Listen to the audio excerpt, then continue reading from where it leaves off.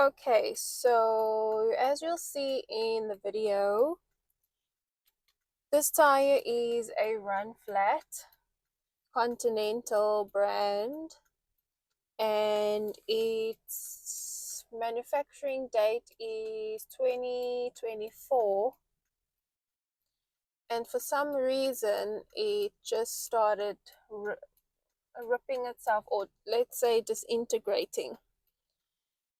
And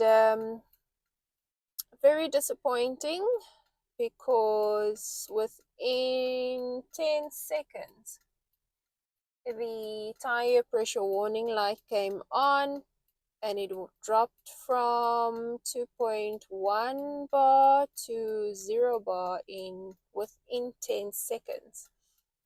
And as you can see, we replaced it with a Michelin.